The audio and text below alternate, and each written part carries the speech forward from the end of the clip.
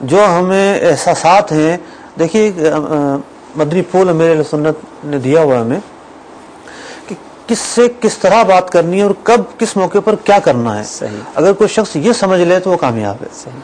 تو S M S کے معاملے میں بھی یہ سمجھنے کی ضرورت ہے. ایس ایم ایس کی بات چلی اور آپ نے بڑی پیاری بات کی کہ یہ کوئی عام بات نہیں ہے کہ شرعی مسئلہ اس طرح پوچھ لیا جائے. ایس ایم ایس پہ ایک اور چیز چل رہی ہے کہ ہر مہینے کے حوالے سے ایک حدیث یا ایک فضیلت، تو جیسے مہینہ اسٹارٹ ہوا تو اس کی فضیلت اور اس کے متعلق کوئی حدیث کے نام سے وہ میسج چلنا شروع ہو جاتا ہے.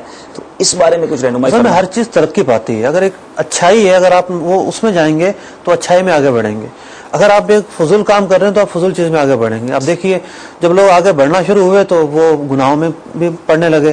اب ہر مہینے کے حوالے سے ایک موضوع حدیث ایس ایم ایس کر دی جاتی ہے کہ جناب فلاں مہینے کے چاند دیکھنے کی یہ فضیلت ہے، فلاں مہینے کی خوشخبری دینے کی یہ فضیلت ہے، فلاں مہینے کے پانے کی یہ فضیلت ہے.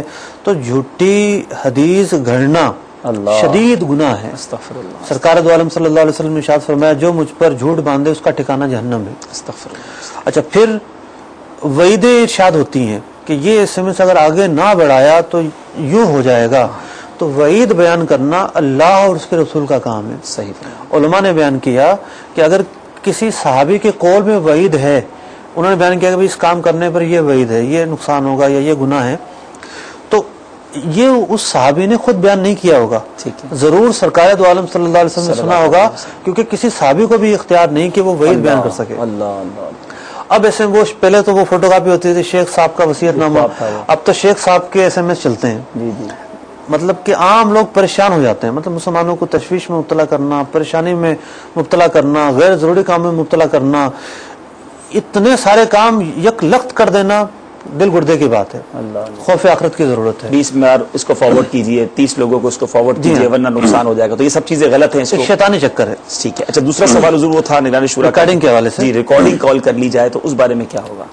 اور اسپیکر کے حوالے سے. اسپیکر کا تیسرا سوال بھی تھا. دیکھیے کہ میں آپ سے گفتگو کر رہا ہوں یا میں آپ سے فون پر بات کر رہا ہوں، ٹھیک ہے، تو اگرچہ کہ وہ ایسی بات نہیں ہے جو باہر نکل جائے تو اس کا کوئی نقصان ہوگا. مثلا شرعی مسئلہ پوچھ رہے ہیں آپ، ایک عام مسئلہ ہے، لیکن ایک ہوتا ہے بیہیویئر، لہجہ. ٹھیک ہے. ایک میرا آپ سے ایک دوستانہ لہجہ ہوگا، لیکن اگر میں یہ سن رہا ہوں کہ میری بات مختلف لوگ بھی سن رہے ہیں تو میں اپنا لہجہ کچھ اور رکھوں گا. تو یوں ہر بات مطلب کہ اسپیکر کھول کر سنا دینا یہ معیوب بات ہے اخلاقی طور پر. لیکن بسا اوقات یہ گناہ کے درجے میں پہنچ جائے گی جب ایک راز، ایک مطلب ایسی بات بیان ہو رہی ہے کہ جو راز پر مشتمل ہے، جو باہر نہیں نکلنی چاہیے، دو افراد کے درمیان رہنی چاہیے، تو آپ اس کو باہر نکال دیتے ہیں، اوپن کر دیتے ہیں، اسپیکر پر سب کو سنا رہے ہیں، تو بسا اوقات یہ گناہ کے درجے میں بھی آ جائے گی. روایتوں میں اشارہ ہوتا ہے المجالس امانہ، مجلس ہے جو ہے وہ امانت ہے، یعنی آپس کی جو گفتگو ہے وہ امانت ہے. جس کام پر کہہ دیا جائے بھی آگے نہیں بڑھنی چاہیے تو ہم شرعی اور اخلاقی تقاضا ہے ہم اسے آگے نہ بڑھائیں. تو یوں بلا ضرورت ایسے میں مطلب کہ اسپیکر کھولنا یہ ایک ناپسندیدہ اور ایک معاشرتی برائی پر مشتمل کام ہے. یعنی اگر اسپیکر آن کرنا ہے تو سامنے والے کو بتا دیا جائے کہ میں اسپیکر آن کر رہا ہوں اور میرے ساتھ یہ لوگ ہیں، آپ کی بات سنیں گے. ماشاءاللہ یہ بھی ہماری شریعت نے ہر معاملے میں ہمیں اخلاقیات سکھائی ہیں. ماشاءاللہ یہ بھی ایک عمدہ طریقہ ہے. ٹھیک ہے. اسی طرح موبائل فون پر کسی کی کال آ رہی ہے، دو کوشچن تھے کہ ایک تو ایک باقاعدہ جا کر آپشن میں جا کر ریکارڈ کا بٹن کلک کرنا ہوگا، اور ایک کچھ موبائل ایسے سافٹ ویئر ڈاؤن لوڈ کر لیتے ہیں کہ کنٹینیوسلی جو کال آئے گی وہ ریکارڈ ہوتی چلی جائے گی. تو اس بارے میں کیا حکم ہوگا؟ اصل میں دیکھیے کہ ریکارڈنگ کا جو معاملہ ہے اوور آل بات کرتے ہیں جی، خواہ وہ لینڈ لائن ہو یا موبائل ہو. بعض اداروں کے متعلق مجھے پتا چلا کہ ان اداروں کے اندر جو بھی آپس میں ٹیلی فون چلتا ہے، دفتری نظام چلتا ہے، اس کا ایک ریکارڈ ہوتا ہے. وہ اپنے تمام ٹیلی فون کو ٹائپ کر رہے ہوتے ہیں، ٹیپ کر رہے ہوتے ہیں. تو وہ اداروں کے حساس ہونے نہ ہونے کا معاملہ ہے. ویسے دفتری کام ہے، دفتری کاموں میں ذاتی کام نہیں ہونے چاہیے. تو بسا اوقات کوئی سی ضرورت پڑ جاتی ہوگی، لیکن جو لوگوں کا استعمال ہے یہ بلیک میلنگ کے لیے، سامنے والوں کو نقصان پہنچانے کے لیے اور اس کی بات کو عام کرنے کے لیے ایسا کیا جاتا ہے. تو معاشرتی خامی ہے اور معیوب بات ہے، اس میں تو کوئی شک نہیں ہے.